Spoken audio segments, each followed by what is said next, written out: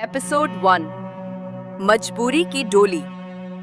आर्या ठाकुर जयपुर के एक मध्यम वर्गीय परिवार की सबसे होनहार बेटी थी। उसकी माँ का सपना था कि आर्या एक दिन आईएएस अफसर बने और आर्या उसी जुनून से पढ़ाई करती थी। किताबें, कोचिंग और चाय की प्याली, यही उसकी दुनिया थी। लेकिन एक रात उसकी दुनिया उजड़ गई।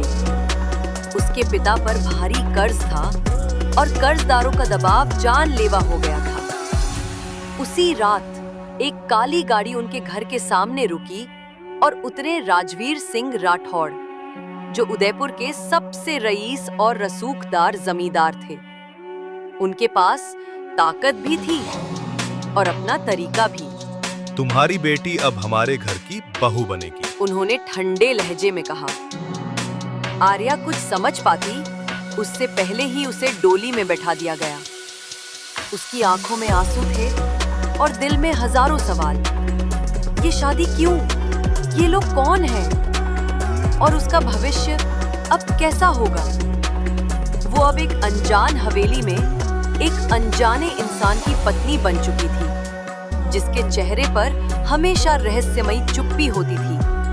ना प्यार था, ना अपनापन, सिर्फ रस्मों की बेड़ियां थी। लेकिन आर्या ठान चुकी थी वो इस मजबूरी को अपनी ताकत बनाएगी और उस हवेली में अपनी पहचान खुद बनाएगी। एपिसोड 2 पहली रात, अनकही बातें। आर्या ठाकुर को राजवीर राठौड़ के शाही हवेली में आए हुए कुछ घंटे ही हुए थे, लेकिन उसे लगने लगा था जैसे वक्त थम गया है। हवेली का हर कोना कहानी कहता था।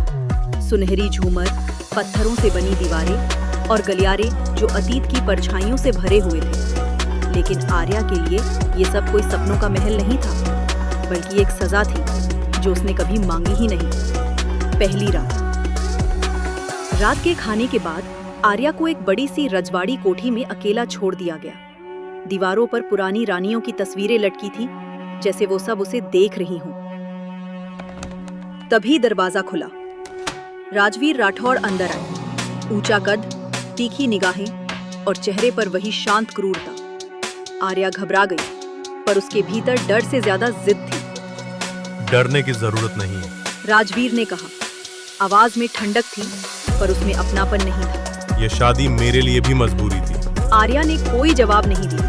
उसका गला रुधा हुआ था, लेकिन आंखों में सवाल थे। क्या ये शख्स भी उतना ही टूटा हुआ है जितना वो?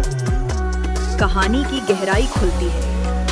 धीरे धीरे पता चलता है कि राजवीर की पहली पत्नी रहस्यमयी तरीके से गायब हो चुकी है। हवेली में उसकी परछाई अब भी घूमती है और नौकरानी विस्पर्स में उसका नाम लेती है। आर्या की जिंदगी अब सिर्फ मजबूरी नहीं है, वो एक ऐसे राज में फंस चुकी है जो हवेली की दीवारों में दबा पड़ा है।